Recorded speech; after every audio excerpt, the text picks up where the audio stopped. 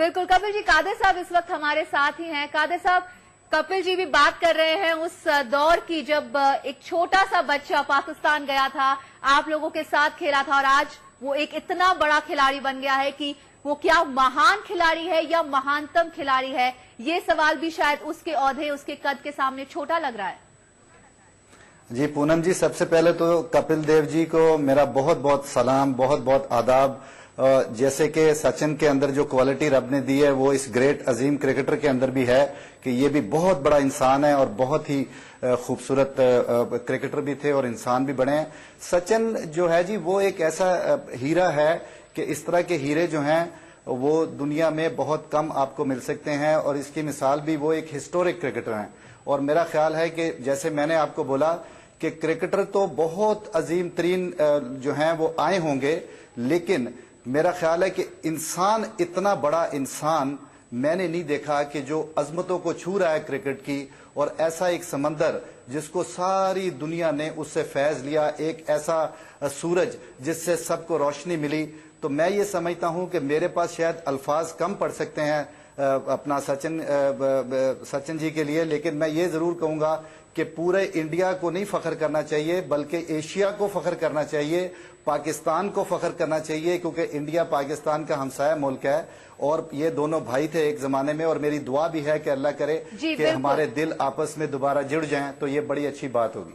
जी बिल्कुल, शायद सचिन, जो भी क्रिकेट प्रेमी है चाहे वो दुनिया के किसी भी हिस्से में हो, वो सचिन तेंदुलकर को भगवान ही मानता है। लेकिन कादिर साहब ये बताएं, इंजमाम उल हक एक और कोहिनूर पाकिस्तान में भी है, बहुत कंपैरिजन्स हुए इंजमाम उल हक सचिन तेंदुलकर के। ब्रायन लारा अपने आप में एक बहुत बड़ा नाम है। आपके हिसाब से क्या सचिन तेंदुलकर में ऐसी वो बात है कि वो इन सब खिलाड़ियों से आज ज्यादा ऊपर खड़े हैं शायद, और 20 साल पूरे कर चुके हैं?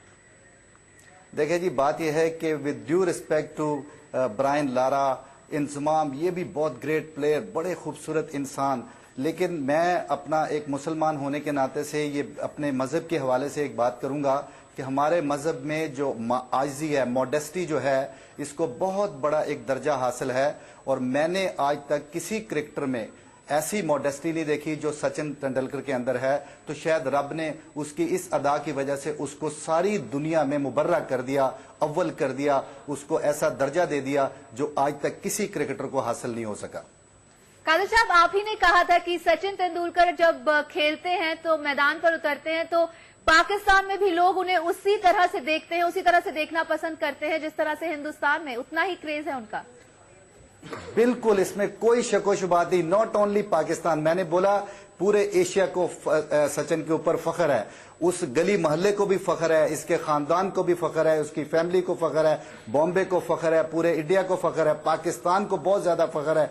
और मैं समझता हूँ श्रीलंका, जितना भी एशिया है उसको बहुत बड़ा फख्र है कि जिस तरीके के साथ हम सब ने ब्रेडमैन को तो नहीं देखा हुआ, लेकिन क्रिकेट की हिस्ट्री में ब्रेडमैन को जिस रिस्पेक्टेड आई से देखा जाता है, मेरा ख्याल है किसी और क्रिकेटर को नहीं देखा जाता। इसीलिए मैं बहुत सोचता रहा कि यार इसको कैसे कंपेयर किया जाए। एक ऐसा हीरा है कि जिसको कंपेयर किसी से भी नहीं किया जा सकता, क्योंकि ब्रेडमैन को देखा नहीं हुआ।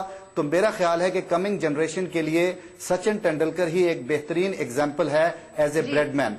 तो वो एशिया को, मेरा ख्याल है कि पूरे एशिया के अंदर जितने भी यंग टैलेंटेड अपकमिंग यंगस्टर्स हैं उसके लिए और हम सब के लिए मेरा ख्याल है कि एशिया में रब ने एक ऐसा ब्रेडमैन पैदा कर दिया है कि ये भी एक ऐसी हिस्ट्री बना दी रब ने कि जिसको कभी नहीं भुलाया जा सकेगा।